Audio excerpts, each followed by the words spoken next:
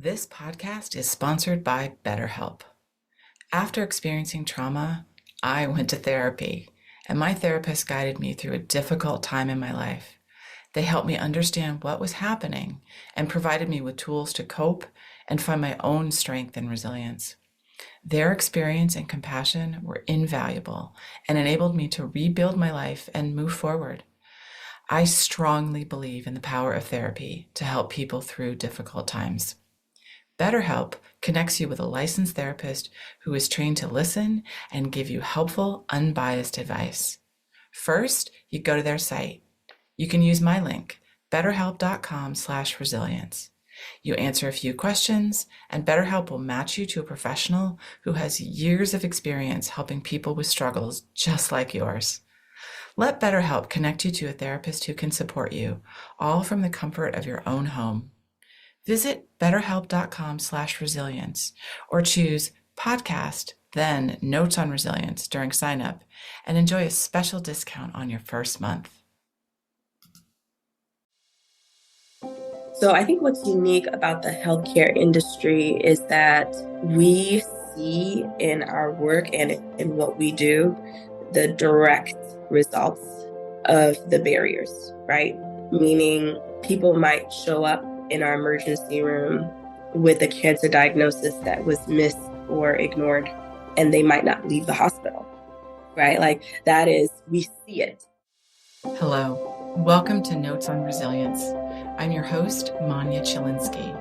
Today is an episode in the series, Unveiling Trauma's Impact, Navigating the Hidden Costs.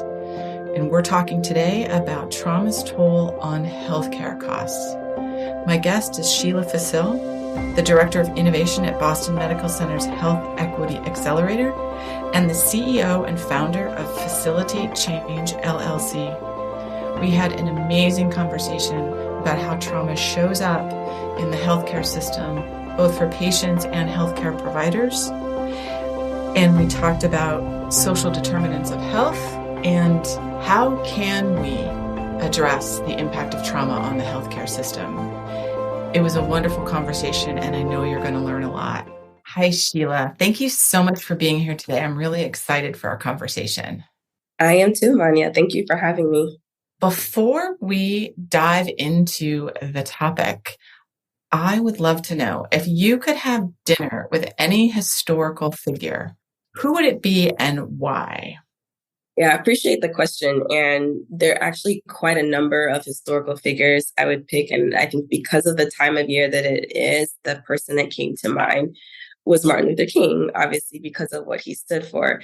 But if you don't mind me cheating a little bit on the question, because the person I would really love to have dinner with is my grandmother, who passed away almost 2.5 years ago now. And the reason why, especially in reflecting on some of the topics that we'll discuss today, she was the embodiment of resilience. And it's only after her passing that I was really able to fully grasp and understand how much she changed and trauma and all kinds of life situations that she, survived and thrived through and remained empathetic, joyful, beacon of hope for our family.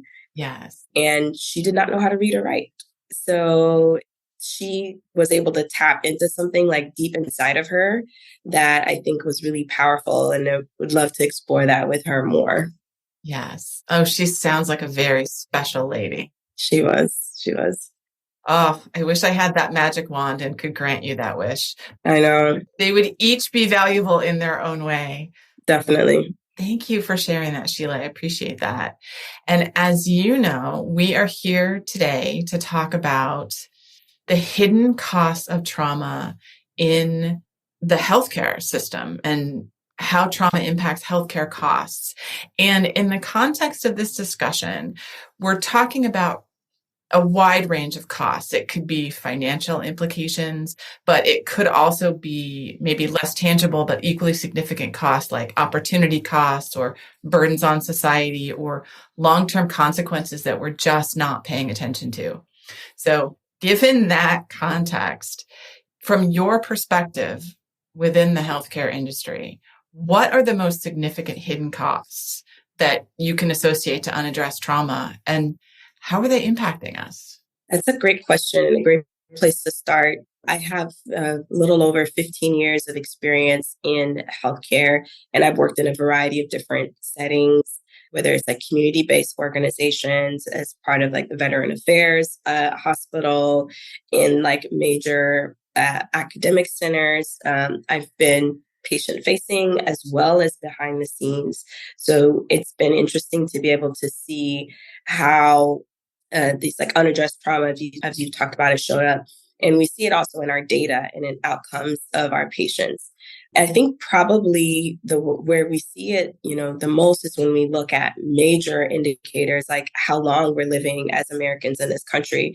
Having one of the most, sophisticated and complex and expensive healthcare systems, yet we're not keeping up with our peers in terms of longevity. So I think a lot of that has to do with some of the unaddressed like traumas and the ways that we respond to those. So, and I think that the work of showing up for our patients and then falling short in terms of keeping them alive or healthy in itself, when it happens in the moment, can be pretty significant. When you think about the most vulnerable time in our life, is for most of us will probably be when we're laying down on our back on a hospital bed, right? Mm-hmm. And in those moments, if we fail to be cared for or given the appropriate treatment or being treated with respect or dignity, it comes at a huge cost to us, not just in terms of the health outcomes, but in terms of hope and optimism, both on the part of caregivers who are having to show up day after day for patients, as well as those who are receiving the care. And without things like hope and optimism and kind of like being bought in that the system of care is like designed to help me, then of course systems become stagnant. And to your point about opportunity costs, I do think that trauma alone it's not the biggest issue, but it's also how we instinctively react to the trauma that Mm-hmm. fundamentally shapes how we see ourselves, how we interact with others, and how we experience life, right? Like a child who's been bitten by a dog will cry and run away every time they see a dog instinctively, even if we know that dogs can be such a great source of joy and love. So, and speaking of someone who's also been on like a personal healing journey, how we then shape our experience, how trauma shape our experiences speaks a lot to the underlying cause. But there's also an opportunity to unpack that, because traumas, when we deal with them and heal from them, can offer very different perspectives, give us deeper empathy, have us explore new ways of showing up in the world. So there's also an opportunity cost in not really healing from and facing those traumas. Yes. Well, thank you for that. And I really appreciate that you started this off by saying, yes, there's a cost to the patient, but there's also a cost to the healthcare providers. I think that's a really important piece of the puzzle that I wasn't even thinking of when I was asking the question. So I appreciate that you brought that up. So you talked about lifespan, and I think that's a cost that we can kind of viscerally understand through the people in our lives and our own experience. I'm curious, does that translate into lost economic opportunity? I think it absolutely does. When people die before their time, they're not able to contribute to overall economic productivity, whether it's by working or being part of families and communities that they help sustain. So when you think about that, maybe in the form of, someone who loses a mother at an early age to breast cancer and themselves have children and no longer has that person as a support system. And now it's an additional cost to them to pay for additional childcare or have those other supports like this, because they don't have that social support in their life, right? So I think all of that is compounding. But to your point, it is something that we feel very viscerally. And I don't know that economic tools like productivity or GDP or inflation or employment are enough or alone can really signify like what the impact of it is. Because ultimately what you're talking about is time, right? And time is our most priceless and precious resource, right? Yes, absolutely. When you get right down to it. So you mentioned specifically the economic impacts. To your knowledge, is there a way to tie that back to trauma, to traumatized individuals making their way through life and through the healthcare system? How I would respond to this is I don't know that there is a direct step between like measuring economic productivity and trauma. However, when we see breakdown in social institutions and the ways that people support each other, that in itself is a cost, right? So when trauma results in mistrust, mistrust is going to result in I'm not going to engage with this institution anymore to receive whatever resource or help I might need, right? And then that in itself can create societal costs because then people are not accessing the resources and tools that they need to keep themselves healthy and are maybe showing up in an emergency room rather than having, a yearly doctor's visit, for example. And we know that is the most expensive way. If we're just talking money, that is the most expensive way to get healthcare. It is. It is. Okay. Thank you for clarifying that. I started off wanting to do this series, wanting to be able to put a number on it. Every traumatized person is costing X amount of dollars for this, this, this, and this. And I know it isn't as clear cut as that. Yeah. And that maybe isn't even really what the goal should be, but digging into these other costs, the societal burden and the larger cost is really eye-opening, because I don't think as a group, as a society, we don't tend to think about this massive impact that one individual being traumatized has a ripple effect. Mm-hmm. So what systemic or structural barriers have you encountered within the healthcare system that make it harder to address some of these hidden costs we've been talking about? Probably the biggest barrier that I see over and over is when well-intentioned, well-meaning people, teams, organizations are attempting to solve these problems and build solutions, but they're doing it without the people who are directly impacted by the problem or who have faced the trauma. So the people who have the lived experience are being thought of, but they're not in the conversation. They're not driving the conversation. And because a lot of these are fundamentally social issues that are being tackled, I think we fall into this trap that we can intellectualize or come up with some novel technology that will solve the issue. And although those things can certainly help, and they do, we risk building the right solutions, but with the wrong delivery mechanisms or with the wrong messages. And that's no different than committing to do a surgery on a patient without ever laid eyes on them, or deciding to build a house and all you have is a hammer and a ladder, right? Yes. We're not giving ourselves the best chance of coming up with the best solution because of who's in the room and having the conversation and shaping the decisions. And I think helping teams and organizations meaningfully engage with the people who are at the sharp end of the problem is where innovation really starts, and what I feel is like my life's mission.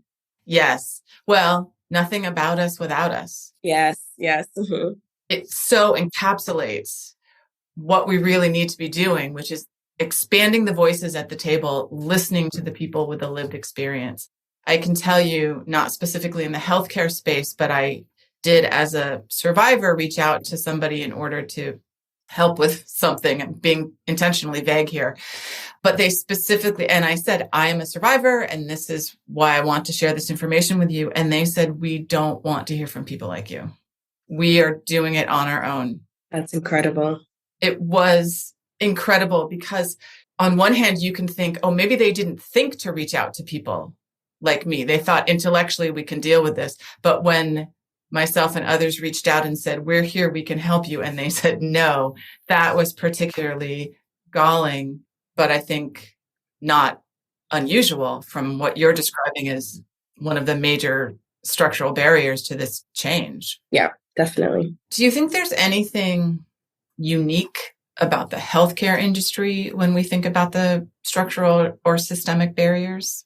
So I think what's unique about the healthcare industry is that we see in our work and in what we do the direct results of the barriers, right? Meaning people might show up in our emergency room with a cancer diagnosis that was missed or ignored, and they might not leave the hospital, right? Like that is, we see it.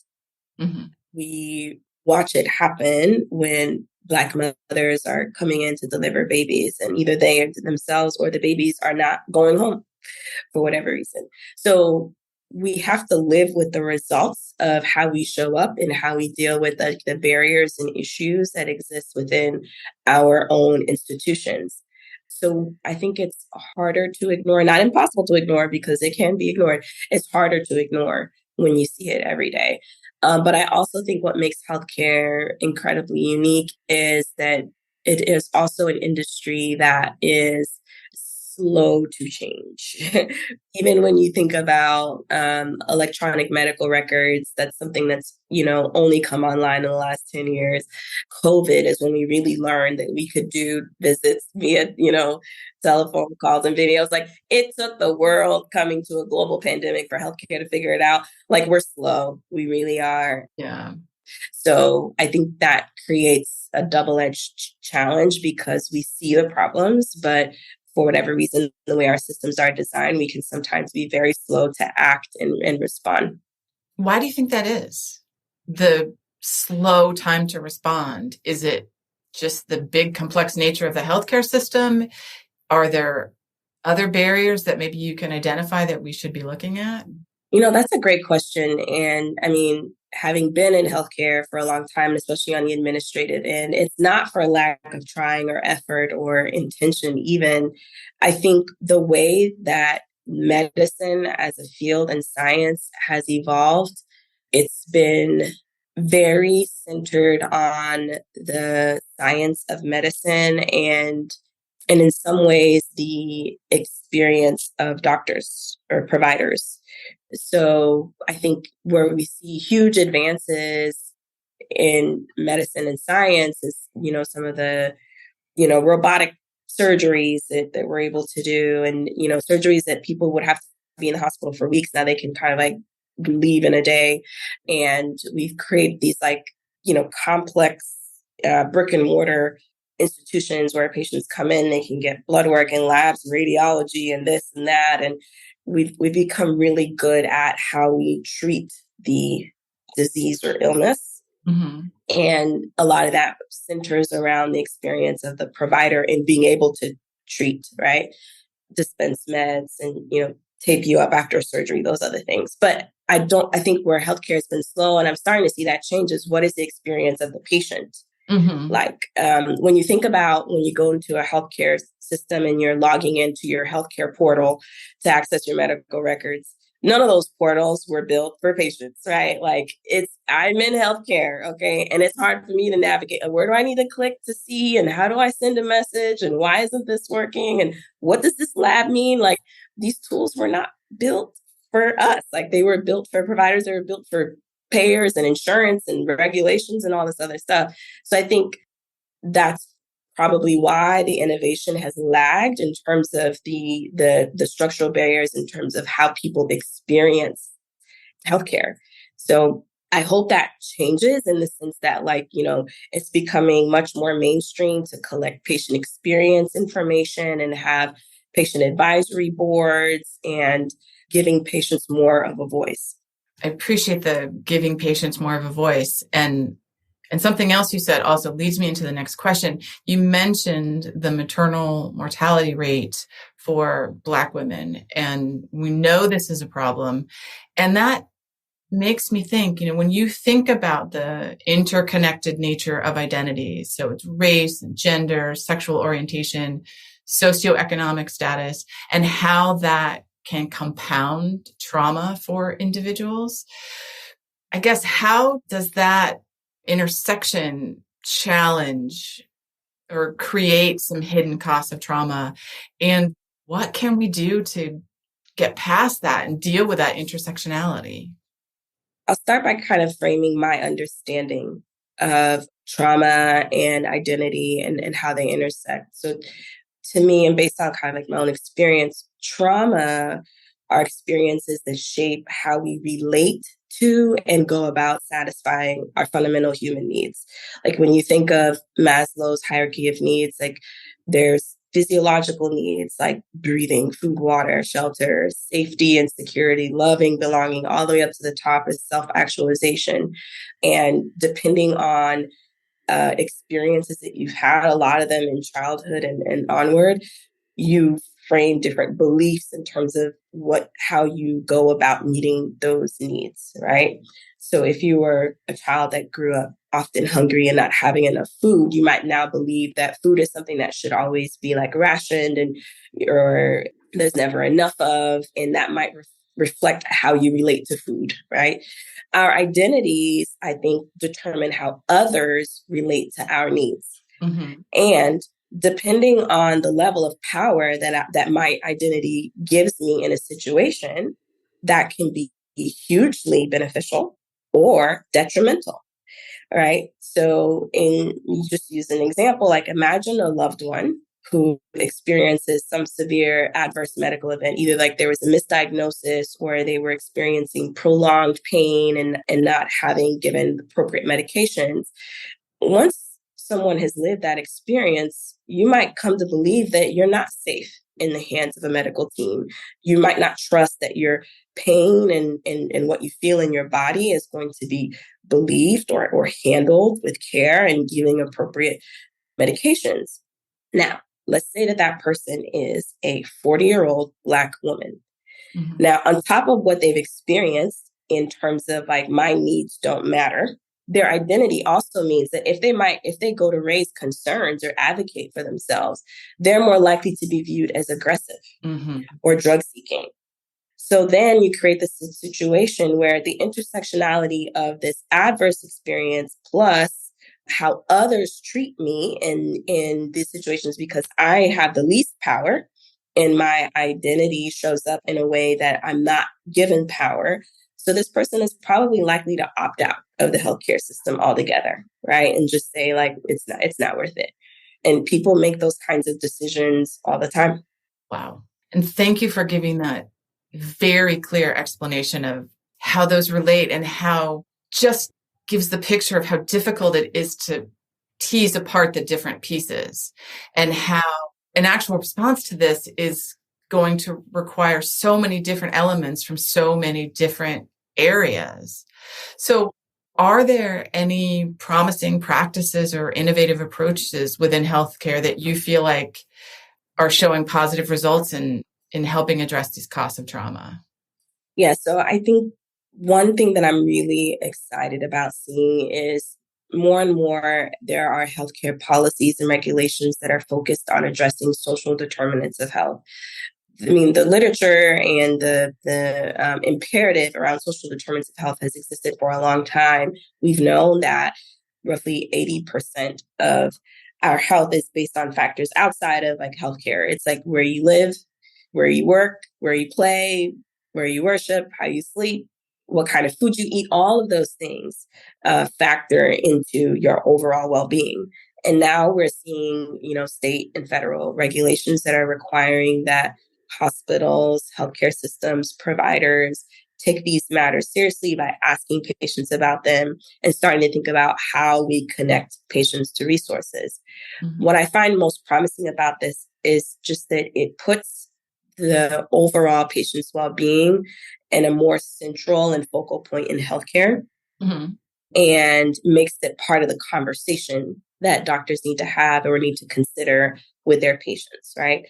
Where I'm cautiously optimistic about is, yes, we're going to collect all this information about things that we could probably relatively assume are happening, like housing instability or lack of access to healthy food in various neighborhoods or communities.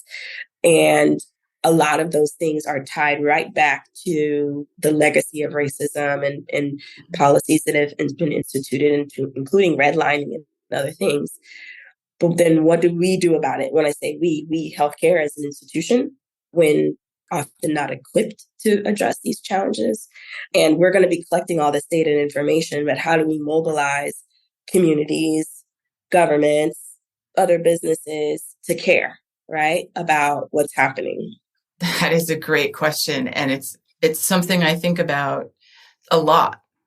How do we mobilize communities and individuals to care about these issues that are, on one way, seem really simple and straightforward, but in other ways are incredibly complex and interconnected. And like we said, don't have just this one button you can push to fix it.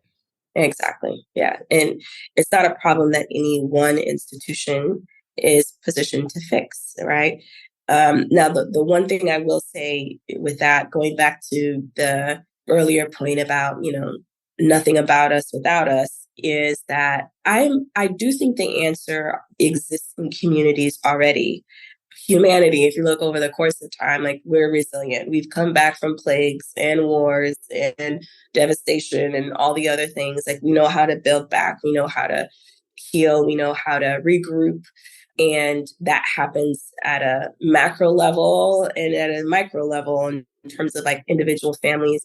And I think there's a lot of knowledge and innovative practices that happen at the very small, like, community, family, organization level that are very innovative and impactful and should not be overlooked, because sometimes it's not it's not a broad reaching policy alone, but it's enabling the change makers at the local and community level to do the things that, they've been doing for generations. I think about it as like the crossing guard effect. Like, when you think about communities and schools, and like somehow or another we have crossing guards. Like, have you ever seen a crossing guard job posted somewhere? I've never seen one. No.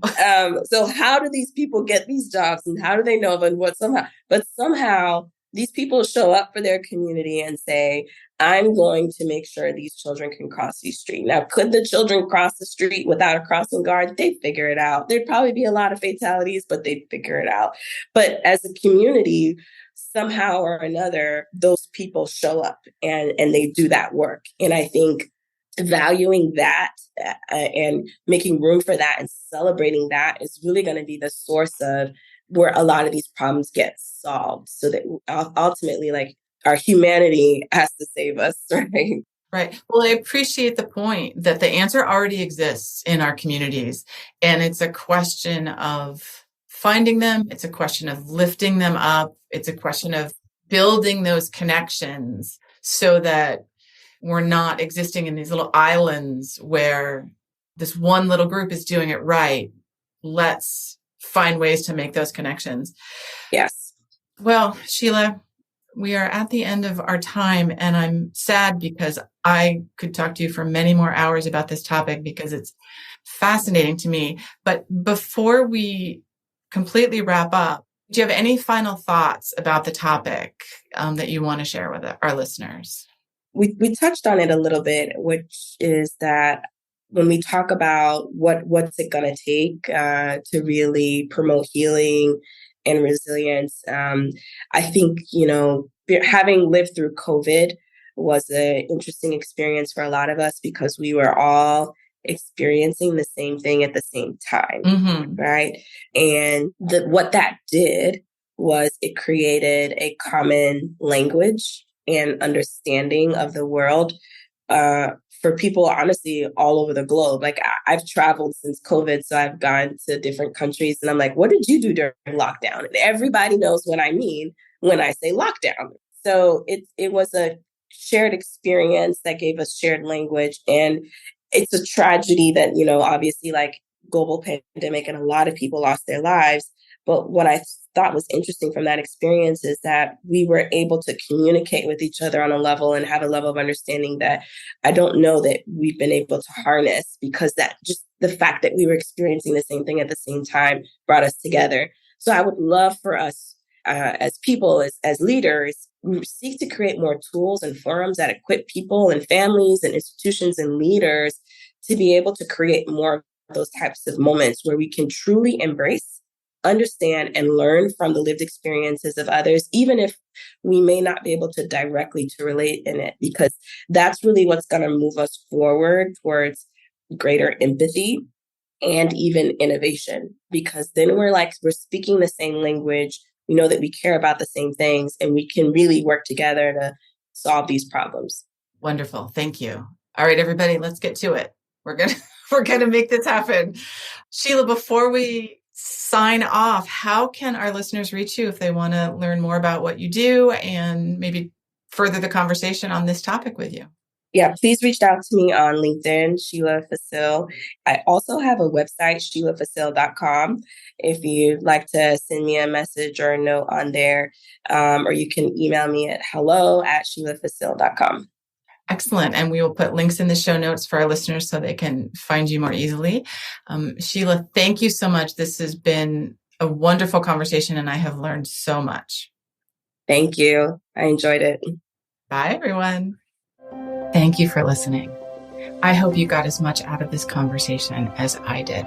So if you'd like to learn more about me, Manya Chilinsky, I work with organizations to help understand how to create environments where people can thrive after difficult life experiences. And I do this through talks and consulting. I'm a survivor of mass violence, and I use my experience to help leaders learn about resiliency, compassion, and trauma-sensitive leadership, to build strategies to enable teams to thrive and be engaged amidst difficulty and turmoil. If this is something you want to learn more about, visit my website, www.manyachilinsky.com, or email me at manya@manyachilinsky, or stop by my social media on LinkedIn and Twitter. Thanks so much.